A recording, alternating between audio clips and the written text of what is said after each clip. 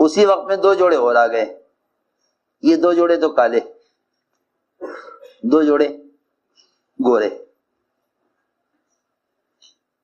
جب ان کی تشکیل ہونے لگی 4 کی جماعت کی، تو انہوں نے یہ کہا کہ ہم ان کے ساتھ کیسے نکلیں گے، ان کے ساتھ کیسے نکلیں گے، اور ہمارے تو ملک میں ان کا علاقہ الگ ہے، ہمارا علاقہ الگ ہے، ان کے محلے الگ ہیں، ہمارے محلے الگ ہیں، ہمارا ان کے ساتھ گزر نہیں ہوگا. تو ساتھی کہنے لگے بھائی اصل تو دین سیکھنا ہے نا، تو اگر یہ آپس میں تشکیل نہیں چاہتے ایک ساتھ تو الگ الگ تشکیل کر دو ان کی، کیا حرج ہے، اصل دین سیکھنا ہے. میں مشورے میں حیران ہو گیا جب ایک صاحب نے رائے دی کہ بھائی دین سیکھنا ہے اصل تو، اگر ان کے ساتھ نکلنا نہیں چاہتے تو کوئی حرج نہیں، ان کی تشکیل الگ کر دو، ان کی الگ کر دو. میں نے کہا نہ بھائی نہ، دین سیکھنے کے تو بہت راستے ہیں.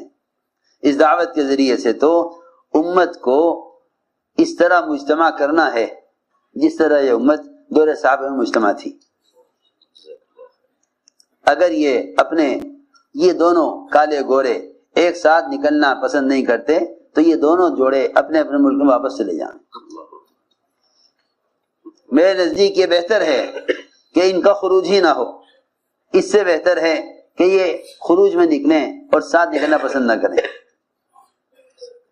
اس لیے کہ نقل و حرکت امت کو بنانے کے لیے ہے، یہ نقل و حرکت محض دین سیکھنے کے لیے نہیں ہے. میں نے کہا کہ یہ دونوں کے دونوں اپنے اپنے ملک میں واپس چلے جائیں، یہ بہتر ہے بنسبت اس کے کہ یہ آپس میں متفرق ہو کر دین سیکھیں. خیر بلایا ہم نے ان کو مشورے میں، نے کہا بھائی اس کام کا تو اصل مقصد امت بنانا تھا. اگر تم گورے کالوں کے ساتھ نکلنا پسند نہیں کرتے اور کالے گوروں کے ساتھ نکلنا پسند نہیں کرتے تو اس کا مطلب یہ ہے کہ پھر اس کام سے امت کو تقسیم کر دیا جاوے، برادریوں میں، رنگوں میں، زبانوں میں. وہ دونوں روئے اور دونوں آپس میں گلے ملے اور کہنے لگے کہ زندگی کا پہلا موقع ہے میرے لیے کہ میں کسی گورے آدمی سے ملاقات کر رہا ہوں، ورنہ ہم اپنے ملک میں عیب سمجھتے ہیں کہ کالے گورے ساتھ رہیں. اس لیے کہ اللہ رب العزت امت کے ایمان اور اعمال صالحہ پر بغیر کسی زبان اور رنگ کی تفریق کے جمع ہونے پر آپس میں دلی محبتیں پیدا فرماتے ہیں. ود جو ہے نا، ود کہتے ہیں بے غرض محبت کو، ود کہتے ہیں بے غرض محبت. جو لوگ ایمان اور اعمال صالحہ پر مختلف رنگ اور قبائل کی تقسیم کے بغیر جمع ہو جائیں گے، اللہ ان کے درمیان ود پیدا فرما دیں گے. ان کے درمیان اللہ ود کہتے ہیں بے غرض محبت کو. ان الذين آمنوا وعملوا الصالحات سيجعل لهم الرحمن ودا. لیکن دنیا میں جتنے بھی آپس میں تعلقات ہیں وہ سارے تعلقات اپنی غرض کے لیے ہیں، اور ود بے غرض محبت کو کہتے ہیں. وہ آپس میں مل کر روئے، آپس میں مل کر روئے.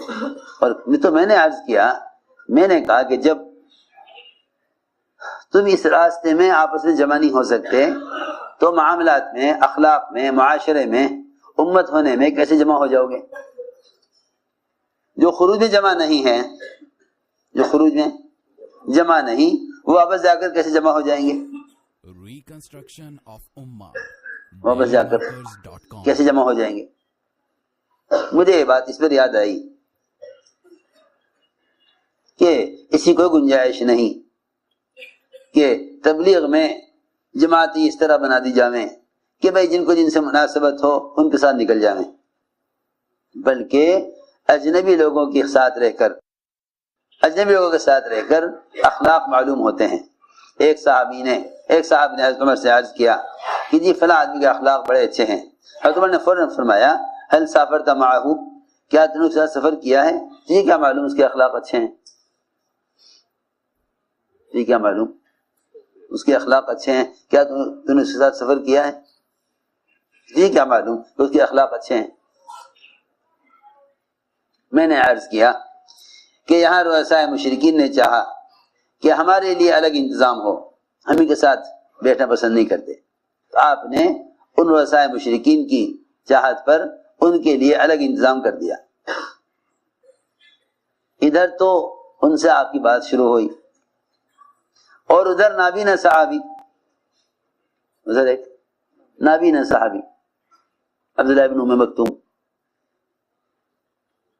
اندھے، انہیں کچھ پتہ نہیں کیا وقت ہے، کیا ہو رہا ہے مسجد میں، کون لوگ بیٹھے ہوئے ہیں، دروازے سے چیخے وہ، علمنی یا رسول اللہ مما علمک اللہ، مجھے بھی سکھلائیے اللہ نے جو آپ کو سکھلایا۔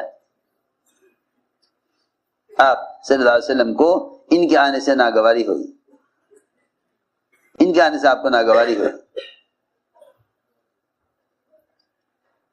اللہ تعالی نے عبسہ نازل کی، یہ ساری تنبیہ جو آپ کو کی گئی اسے اس پر کہ آپ نے ان کو تو الگ کر دیا جو طلب لے کر آ رہے ہیں، اور جن میں طلب نہیں ان کو آپ لے کر بیٹھے ان کی آپ کوشش میں۔ تو میرے دوستوں عزیزوں، بات یہ ہے کہ حضور اکرم صلی اللہ علیہ وسلم نے اس کام میں جو سب سے بنیادی چیز رکھی ہے وہ یہ کہ امت کو طبقات میں تقسیم نہیں ہونے دیا۔ اس لیے ہمارے کام میں طبقاتی جوڑ کا کوئی تصور نہیں ہے، بلکہ امت بنانے کے لیے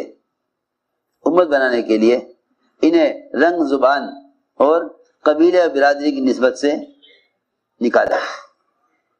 یہ ساری نسبتیں امت کو کاٹنے والی ہیں، ان سب نسبتوں سے بالا تر ہو کر اس کام کو کیا جائے۔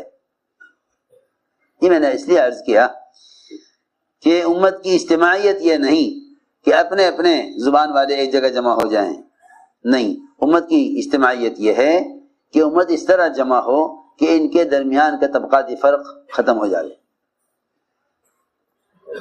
امت اس طرح جمع ہو کہ ان کے درمیان کا طبقاتی فرق ختم ہو جائے۔ میں نے عرض کیا کہ یہ اللہ تعالیٰ کی نصرت اور مدد کے آنے کے لیے سب سے بنیادی سبب ہے، کیونکہ فرمایا ید اللہ علی الجماعہ، ید اللہ علی الجماعہ، کہ اللہ تعالیٰ کی مدد اور نصرت وہ اجتماعیت کے ساتھ ہے، وہ اجتماعیت کے ساتھ ہے۔ اللہ تعالیٰ کی مدد اور نصرت وہ اجتماعیت کے ساتھ ہے۔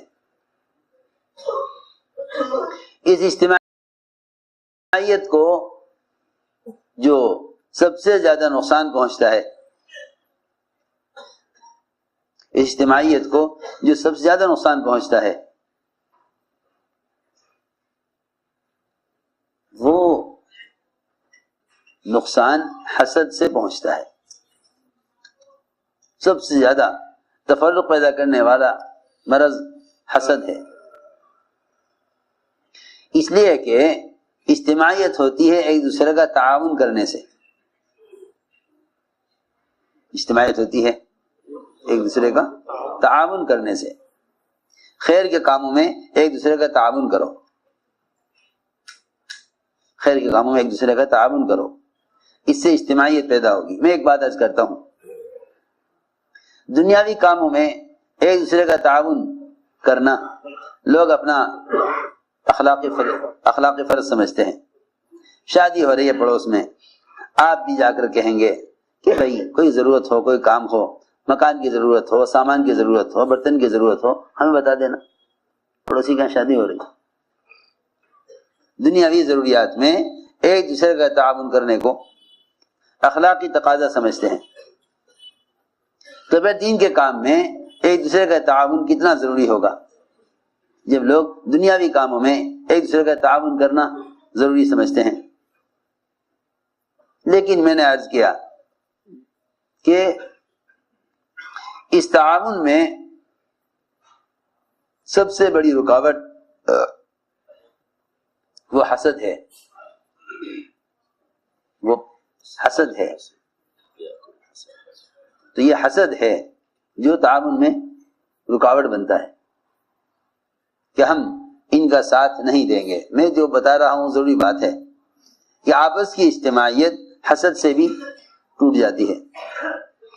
ہم ان کا ساتھ نہیں دیں گے کیونکہ حسد کی وجہ سے حسد تعاون سے روک.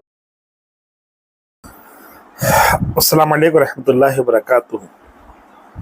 جیسے آپ نے بات سنی، حضرت جی نے کارگزاری بتائی اور ایک طبقاتی جوڑ کے بارے میں بتایا کہ جو ہے طبقاتی جوڑ کا تصور اسلام کے اندر نہیں ہے، اور اجتماعی ٹوٹنے کی اصل وجہ جو ہے وہ حسد ہے. دیکھو، اس بات پر میں یہ کہنا چاہوں گا کہ آج جو توڑ ہوا ہے وہ حسد کی وجہ سے ہی ہے. بہت سارے لوگ حضرت جی مولانا صاحب کے حاسدین ہیں، بلکہ مولانا صاحب کے نہیں بلکہ ان کے پرانے جو بزرگ ہیں ان کے بھی حاسدین ہیں. جیسے کہ آپ نے سنا ہی ہوگا پچھلی بار جو ہے باروں میں مولانا یوسف صاحب رحمۃ اللہ علیہ کے بارے میں، مولانا الیاس صاحب رحمۃ اللہ علیہ کے بارے میں، مولانا ہارون صاحب رحمۃ اللہ علیہ کے بارے میں. تو ان کی موت کی وجہ کے بارے میں جو افواہیں اڑتی ہیں، افواہ بولو یا اس کی حقیقت بولو، ہم اس کو اپنی زبان سے نہیں بول سکتے کیونکہ اللہ بہتر جانتا ہے. کیا بس جو سنتے ہیں اس کے بارے میں بول رہے ہیں کہ حسد جو ہے انسان کو برباد کر دیتی ہے، دلوں میں جو ہے توڑ پیدا کر دیتی ہے. آج جو شورا والے الگ ہیں وہ اس کی وجہ وہی ہے کہ حسد اس کی وجہ ہے. نہیں تو ایک امیر جو پہلے سے بنا ہوا ہے ان کو قبول نہیں کرنا یہ حسد ہے. باقی سب آپ لوگ پہلے سے سب کچھ سنتے ہوئے آ رہے ہیں. ویڈیو کو لائک کریں، شیئر کریں اور میرے چینل کو سبسکرائب کریں.